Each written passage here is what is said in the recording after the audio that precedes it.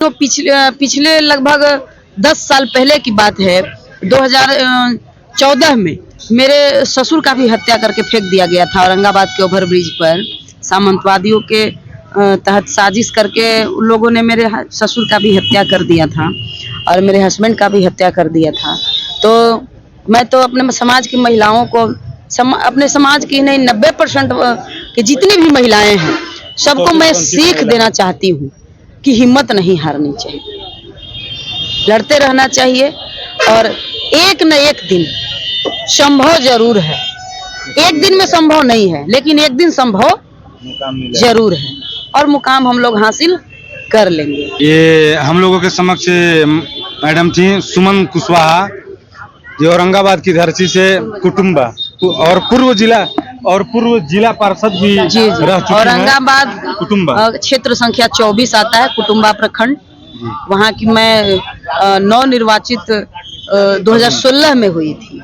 21 में हमने चुनाव नहीं लड़ा था क्योंकि अभी हम बताएं आपको कि बाबू जगदेव बाबू का नारा था कि पहली पीढ़ी मारी जाएगी, दूसरी पीढ़ी जेल जाएगी। तो जब हम चुनाव लड़ रहे थे तब मेरे हस्बैंड जेल में थे और जब 2021 में जब फिर चुनाव था तब मेरे हस्बैंड जेल में ही थे। तो हम लोगों ने सोचा था कि हम लोगों ने एक मन बनाया था कि हम लोग विधानसभा की तैयारी में लगे थे और हम लोगों ने जगदेव बाबू का एक शताब्दी समारोह 2 फरवरी 2021 में हम लोग मनाए थे, जिसमें बहुत सारे लोग यहाँ से भी गए हुए थे। और उसके बाद मेरे हस्बैंड की हत्या हो गई थी अगस्त महीने में, जिसके वजह से हमारी जो पारिवारिक कष्ट है वो थोड़ा भारी पड़ गया।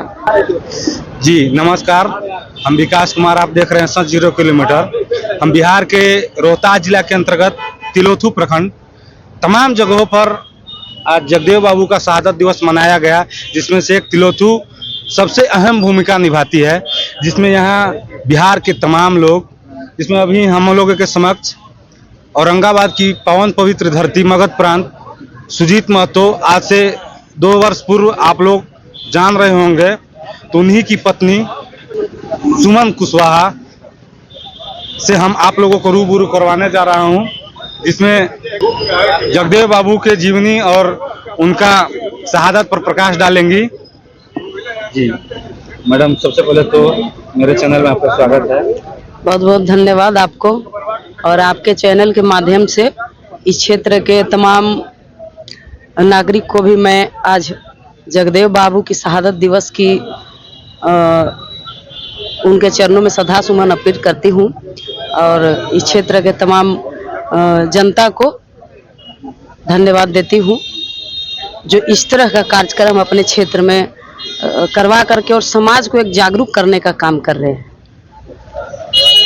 देखिए, हमारे महापुरुष जगदेव बाबू की जीवनी के बारे में हम लोग तो लगभग सारी चीज को जानते हैं।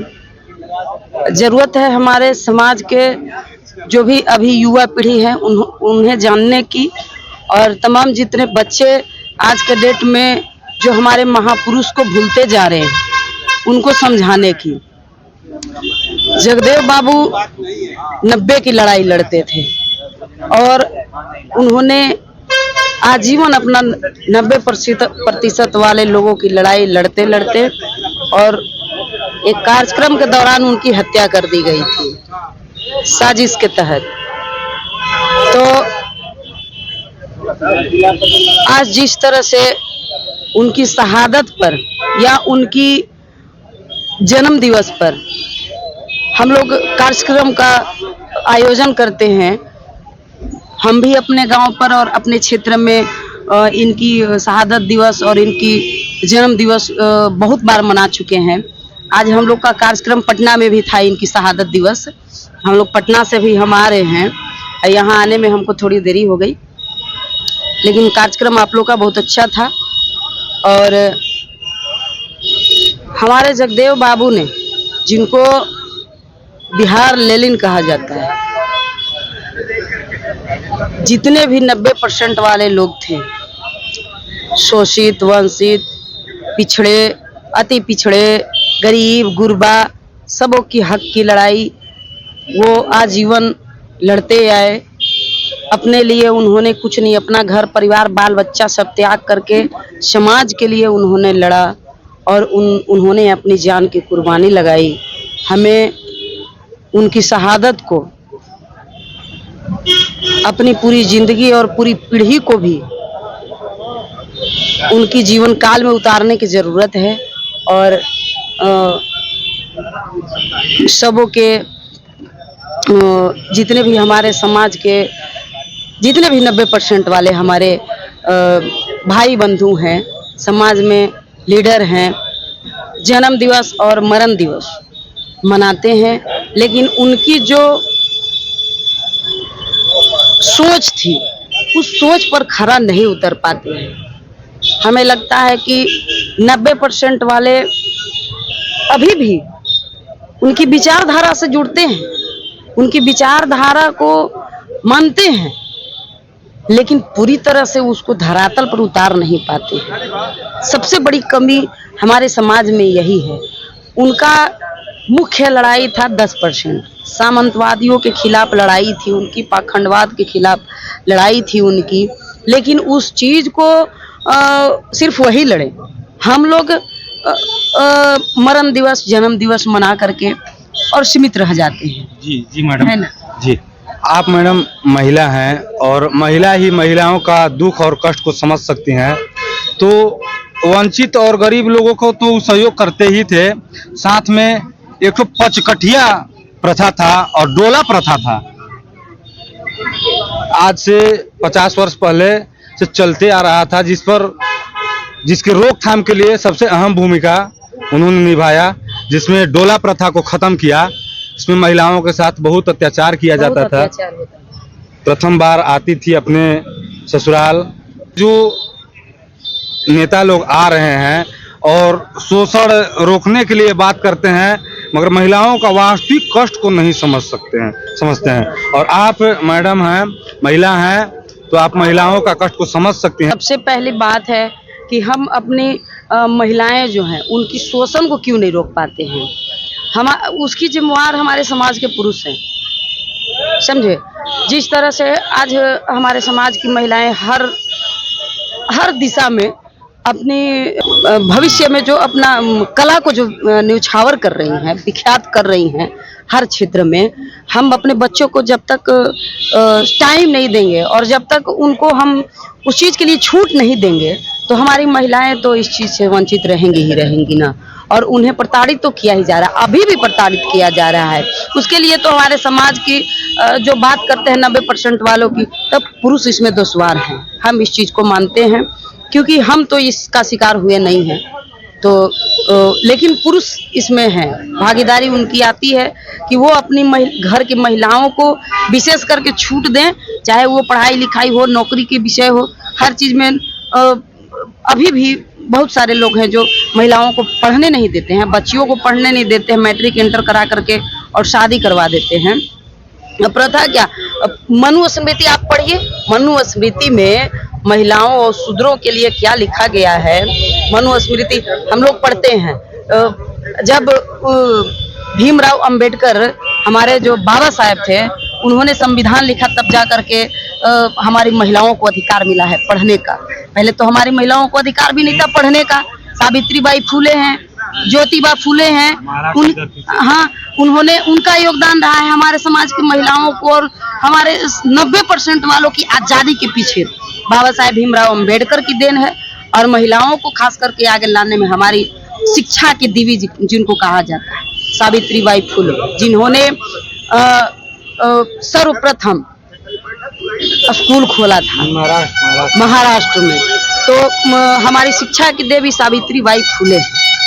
और हमारे समाज को 90% वालों की हक की लड़ाई जो लड़े हैं वो हमारे बाबा साहेब हैं।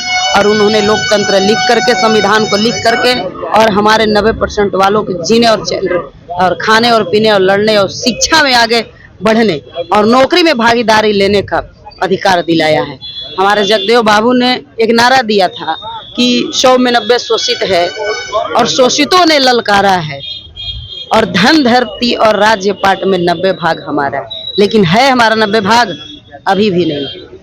ना हमारा धरती पर 90 भाग है। भाग है मगर भागीदारी नहीं है। हाँ भाग्य है, भागीदारी कहाँ है? तो नहीं के बराबर है ना, भागीदारी नहीं ना है, ही हमारा है, लेकिन हम ले कहाँ पा रहे हैं उसको। एक नारा उन्होंने और दिया था कि पहली पीढ़ी मारी जाएगी, दूसरी पीढ़ी जेल जाएगी, तीसरी पीढ़ी राज करेगी। तो अभी तो जेल जाना शुरू हुआ है, अभी तो हमारे समाज के लोग लड़ करके अपने हक की लड़ाई को लड़ करके और जेल जाना स्टार्ट किया। अभी तीसरी पीढ़ी शुरू हुई कहाँ? अभी तो तीसरी पीढ़ी बाकी है। पहली पीढ़ी तो मारी गई, जैसे हमारे जगदेव बाबू मारे गए, पहली पीढ़ी तो मारी गई हमारी।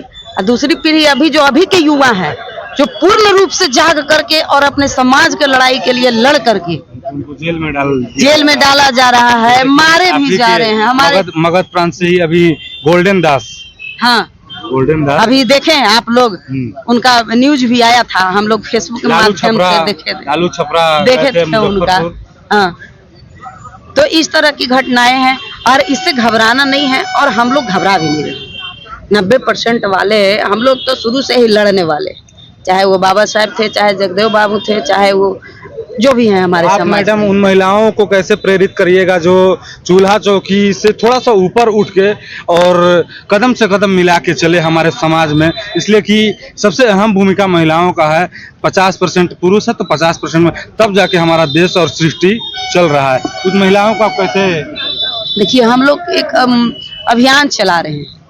हम लोगों ने औरंगाबाद में एक मौर्य आर्मी संगठन का विस्तार किया है और एक संगठन बनाया है हम लोग, जिसमें अभी कुल मिलाकर के बहुत कम संख्या में हैं, लेकिन पुरुष ही हैं। और हम लोग प्रयास कर रहे हैं कि उसमें महिला संगठन भी बनाया जाए, जिसमें हम लोग महिलाओं को सिर्फ संगठन में शामिल होना नहीं, कैसे उनकी सुरक्षा की जाएगी उस पर भी हम लोग विचार करेंगे, और वो कैसे खुद को सुरक्षित कर पाएंगे। क्योंकि बहुत सारी महिलाएं हैं जो हर क्षेत्र में रहना उचित समझती हैं, लेकिन बहुत सारी कठिनाइयां हैं, जैसे पारिवारिक कठिनाइयां हैं, साधन की कठिनाइयां हैं।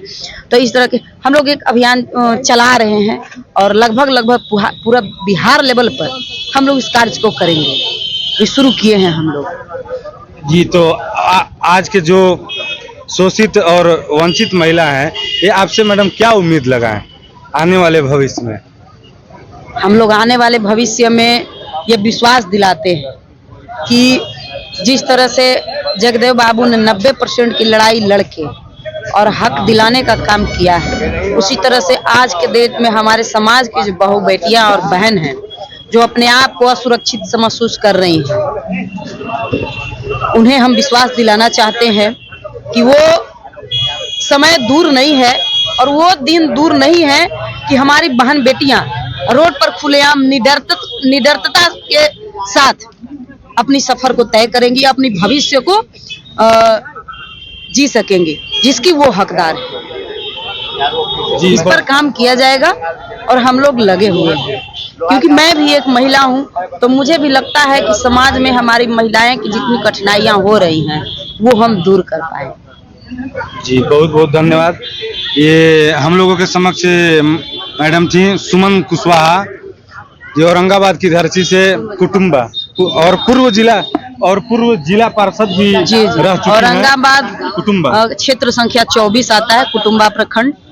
वहाँ की मैं नवनिर्वाचित 2016 में हुई थी। 21 में हमने चुनाव नहीं लड़ा था, क्योंकि अभी हम बताएं आपको कि बाबू जगदेव बाबू का नारा था कि पहली पीढ़ी मारी जाएगी, दूसरी पीढ़ी जेल जाएगी। तो जब हम चुनाव लड़ रहे थे तब मेरे हस्बैंड जेल में थे, और जब 2021 में जब फिर चुनाव था तब मेरे हस्बैंड जेल में ही थे। तो हम लोगों ने सोचा था कि हम लोगों ने एक मन बनाया था कि हम लोग विधानसभा की तैयारी में लगे थे, और हम लोगों ने जगदेव बाबू का एक शताब्दी समारोह 2 फरवरी 2021 में हम लोग मनाए थे, जिसमें बहुत सारे लोग यहाँ से भी गए हुए थे। और उसके बाद मेरे हस्बैंड की हत्या हो गई थी अगस्त महीने में, जिसके वजह से हमारी जो पारिवारिक कष्ट है वो थोड़ा भारी पड़ गया। तो क्या कहा जाए, कठिनाइयों का सामना करना पड़ा होगा। जी, तो पहले हम लोग पीछे, फिर भी हम पीछे नहीं हैं। लगातार आज 2 वर्षों से हम भी समाज के बीच में रह रहे हैं और अपने समाज के हित में काम कर रहे हैं। चूंकि मेरे हस्बैंड भी अकेले ही भाई थे, और बीते दिनों पिछले लगभग 10 साल पहले की बात है, 2014 में मेरे ससुर का भी हत्या करके फेंक दिया गया था औरंगाबाद के ओवरब्रिज पर। सामंतवादियों के तहत साजिश करके उन लोगों ने मेरे ससुर का भी हत्या कर दिया था और मेरे हस्बैंड का भी हत्या कर दिया था। तो मैं तो अपने समाज की महिलाओं को, अपने समाज की नहीं 90% की जितनी भी महिलाएं हैं सबको मैं सीख देना चाहती हूँ कि हिम्मत नहीं हारनी चाहिए, लड़ते रहना चाहिए, और एक न एक दिन संभव जरूर है।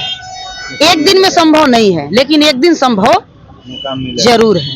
बताया, और फिर हम मिलेंगे किसी खास खबरों के साथ। फिलहाल के लिए इजाजत चाहता हूँ। जय हिंद।